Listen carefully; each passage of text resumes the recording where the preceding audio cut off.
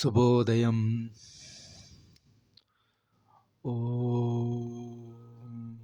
శుక్లాంబరధరం విష్ణుం శశివర్ణం చతుర్భుజం ప్రసన్నవదనం ధ్యాయే సర్వవిఘ్నోపశాంతయే. గణనాథ ప్రణామములు, నమస్సుమాంజలు తెలియజేసుకుంటూ ఈరోజు మేము 6వ అధ్యాయంలో మేము చదువుకోబోతున్న శ్లోకాలు 13వ శ్లోకం నుంచి 19వ శ్లోకం వరకు వాటి యొక్క అర్థము, తాత్పర్యము తెలుగులోను ఇంగ్లీష్లోను చదువుకుంటున్నాం. దీనికి మీ అనుమతితో మా నిరాటంకంగా కొనసాగుతున్న గీతా పఠనంలో వాటి యొక్క తాత్పర్యమును తెలుసుకుంటూ ముందుకు కొనసాగుతున్నాం. మీ నమస్సమాంజలు తెలియజేసుకుంటూ ఈరోజు ముందుగా 13, 14 శ్లోకాలు 2 చదువుకొని తదుపరి వాటి యొక్క తాత్పర్యము తెలుసుకుందాం. సమం కాయ శిరోగ్రీవం ధారయన్నాచలం స్థిరః సంప్రేక్ష్య నాసికాగ్రం స్వం దిశశ్చానవలోకయన్ ప్రశాంతాత్మా విగతాభిర్బహ్రచారి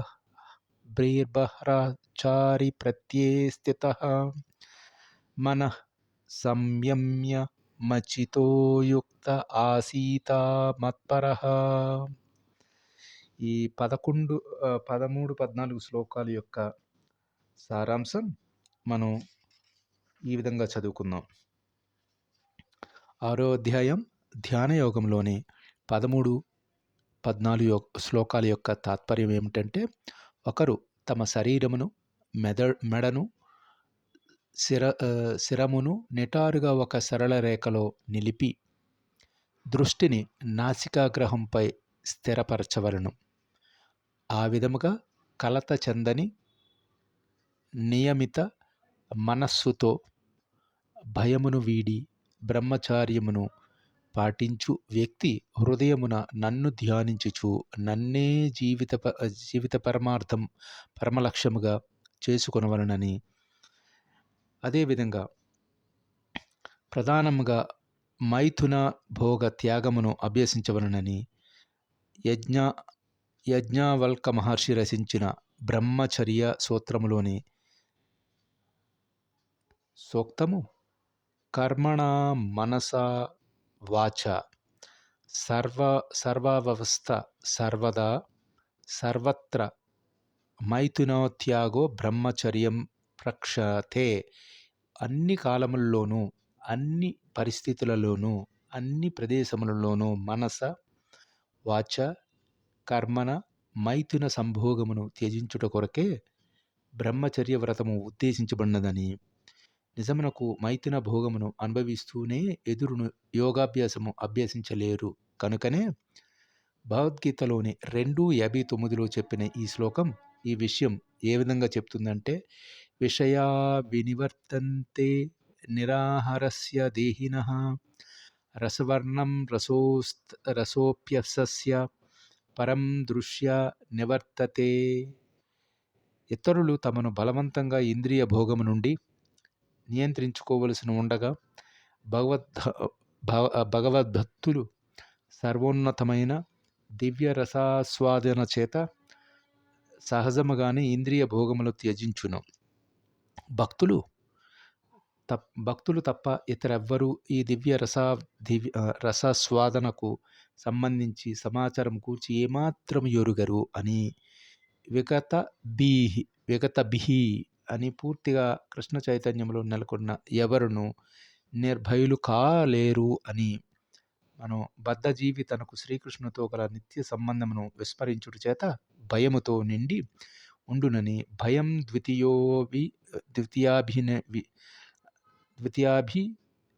ద్వితీయాభినివేశతః అని స్యాదాసాదిపేత్యస్స అని ఈ శ్లోకం మనం ఉటంకిస్తూ విపర్యో స్మృతి అని శ్రీమద్భాగవతంలోని 11:2-3-7లో చెప్పబడుచున్నదని మనం ఈ విధంగా మనం వీటి యొక్క తాత్పర్యం తెలుసుకోవచ్చును. Now we are going to read verses from 13 to 19 of the chapter 6 Dhyana Yogam of Bhagavad Gita. In these verses, Lord Krishna provides the specific physical instructions for meditation, posture, gaze, and mental focus, emphasize in importance of balanced lifestyle. Now we are going to look into the verses 13 and 14 of the chapter 6 Dhyana Yogam of Bhagavad Gita. 13 and 14 implies that one should hold one's body, neck and head erect in a straight line, stare steadily at the top of the nose. You need to focus here, and thus with unagitated, like this, unagitated, subdued mind, devoid for fear, completely free from sex life, one should meditate upon me within the heart and make me the ultimate goal of life. This is a synopsis of the both 13 and 14 of verses chapter 6 Dhyana Yogam of Bhagavad Gita. తదుపరి మనం 15వ శ్లోకం వాటి యొక్క తాత్పర్యం తెలుసుకుందాం. 15వ శ్లోకం ఏం చెప్తుందంటే, యుంజన్నేవం సదాత్మానం యోగి నియమతా మానసః శాంతిం నిర్వాణపరం మత్సంస్థామ దిగచ్చతి. ఈ 15వ శ్లోకం యొక్క తాత్పర్యం ఏంటంటే, ఈ విధముగా అంటే మనం 13-14 శ్లోకాల యొక్క తాత్పర్యం కొనసాగింపుగా ఈ విధముగా దేహము, మనస్సు, కర్మలను నిరంతరము నియంత్రిస్తూ ధ్యానయోగి నిగ్రహ మనస్కుడై భౌతిక జీవన స్థితిని విరమించుట ద్వారా భగవజ్రాజ్యమును, కృష్ణధామమును పొందును అని మనం ఈ శ్లోకం యొక్క తాత్పర్యం తెలుసుకుంటూ 15ది ధ్యానయోగం అనే 6వ అధ్యాయంలో భగవద్గీతలో మనం చదువుకోవచ్చు. The 15th verse of the chapter 6 Dhyana Yogam implies that thus, which we are referring to the previous 13-14 verses, now the 15th verse, thus practicing constant control of the body, mind and activities, the mystic transcendentalist, his mind regulated, attains to the kingdom of God or abode of Krishna by cessation of material existence. This is the synopsis of the verse 15 of the chapter 6 Dhyana Yogam.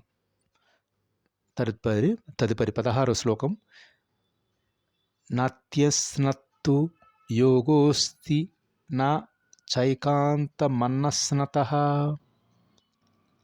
నా ఛాతి స్వప్నశీలస్య జాగ్రతో నైవ చార్జున. ఈ 16వ శ్లోకం యొక్క తాత్పర్యం, ఓ అర్జున, అతి భుజించుట లేదా అతి తక్కువ భుజించుడు వానికి, అతిగా నిద్రించు వానికి, తగినంత నిద్ర లేని వానికి యోగి అయ్యేందుకు అవకాశము లేదు. అన్ని సమపాళ్లలో మనం సమకూర్చుకోవాలి, తిండి అయినా, నిద్ర అయినా, శరీర శ్రమ అయినా, ఏదైనా అని. Now 16th verse of the chapter 6 Dhyana Yogam from Bhagavad Gita implies that there is no possibility of one's becoming a yogi, O Arjuna, if one eats too much or eats too little, sleeps too much or does not sleep enough. This is a straight and simple synopsis we can take it from this verse 16 from the chapter 6.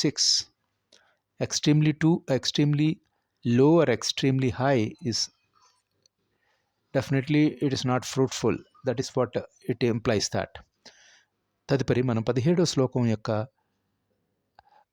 తాత్పర్యం ఈ విధంగా చదువుకోవచ్చు. యుక్తాహార విహారస్య యుక్తచేష్టస్య కర్మసు యుక్తస్వప్నావబోధస్య యోగో భవతి దుఃఖః.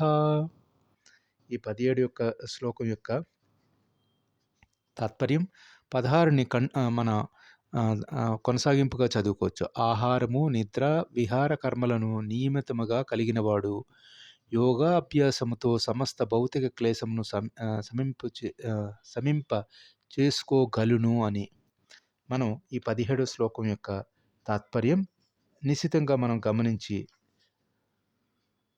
15-16కి కొనసాగింపుగా 17 శ్లోకం యొక్క తాత్పర్యం ఈ విధంగా మనం బోధపడవచ్చు.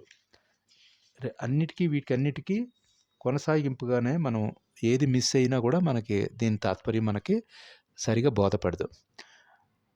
17th verse of the chapter 6 Dhyana Yogam implies that he who is regulated in his mind and habits of eating, sleeping, recreation and work can mitigate all material pains by practicing yoga system. This is the synopsis of the 17 of the chapter 6 from Bhagavad Gita. తదుపరి 18వ శ్లోకం మనం ఈ విధంగా చదువుకోవచ్చు.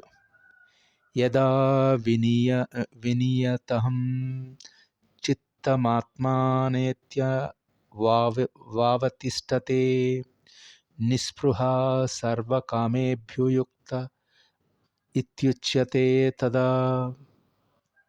ఈ 18వ శ్లోకం యొక్క సారాంశం ఏం చెప్తుందంటే,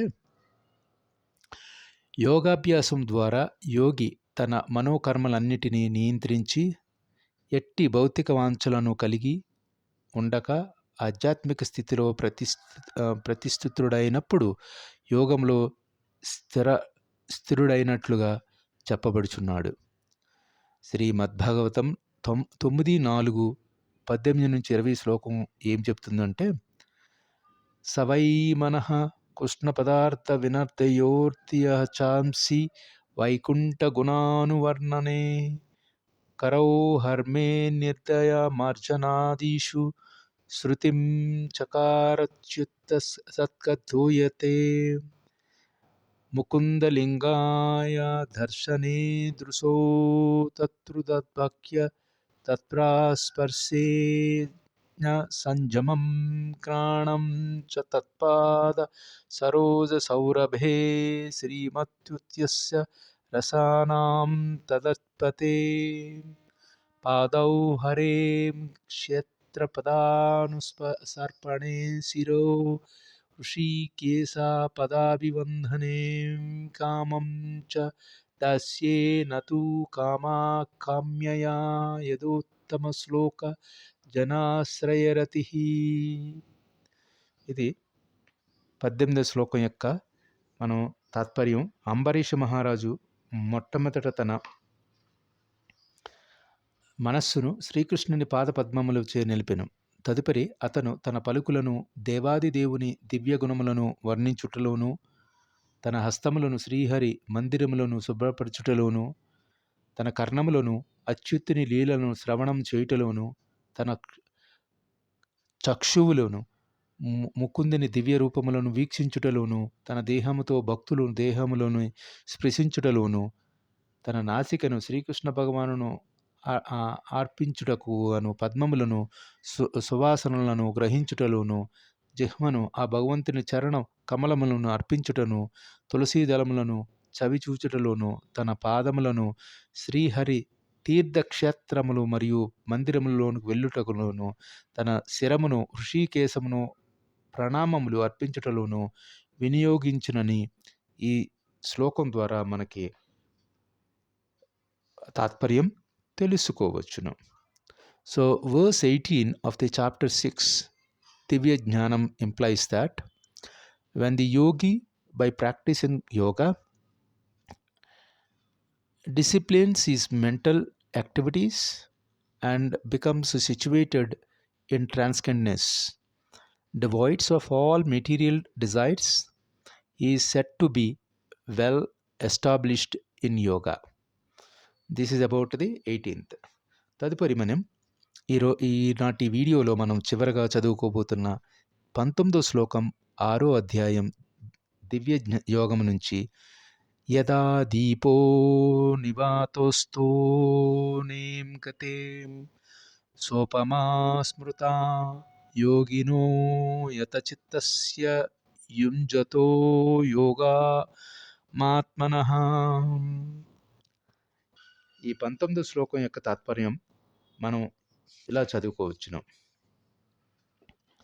గాలి లేని చోట దీపము నిశ్చలంగా ఉండునట్లుగా నిగ్రహించబడినట్లు మనస్సును యోగి తన పరతత్వ ధ్యానమును ఎల్లప్పుడూ స్థిరుడై ఉండునని, ఎల్లప్పుడూ తనకు ఆరాధనీయుడైన భగవంతుని పట్ల స్థిరమైన కలత చెందని నిరంతర ధ్యానముతో సదా ఆధ్యాత్మిక స్థితిలో నిమగ్నుడై ఉండు నిజమైన కృష్ణ చైతన్యవంతుడు గాలి లేని చోట ఉండు దీపము వలె స్థిరముగా ఉండునని మనం ఈ 19వ శ్లోకం యొక్క తాత్పర్యాన్ని తెలుసుకోవచ్చును.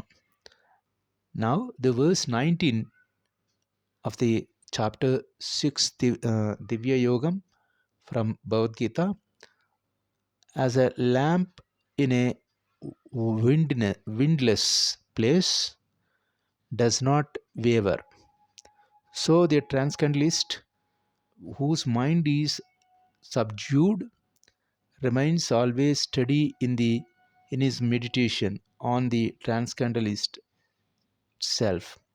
So this is about the meaning of the 13th to 19th verse of the chapter 6 Divya Jnanam of the Bhagavad Gita, and we will going to conclude this video with these verses. Key spiritual insights: posture, mostly they discussed about that prana, and second one, middle path, they also discussed about the mostly yukta, regulation, and third one, lamp analogy. So the lamp analogy is mostly they discussed about this was one of the most beautiful similes in the Gita. Our thoughts are usually like a flame in a storm, flickering and unstable. Meditation creates wildness environment in the mind where the flames of consciousness become perfectly still and bright. వీటితో మనం ఈనాటి 13-19 శ్లోకాలు 6వ అధ్యాయంలో పఠన మనం ముగిస్తూ వీటి యొక్క తాత్పర్యము తెలుసుకున్నాం. సర్వే జనా సుఖినో భవంతు, సర్వ సమస్త సమ్మంగళాని సంతు, అసతో మా సద్గమయ, తమసో మా జ్యోతిర్గమయ, మృత్యోర్మామృతంగమయ. ఓం శాంతి శాంతి శాంతి.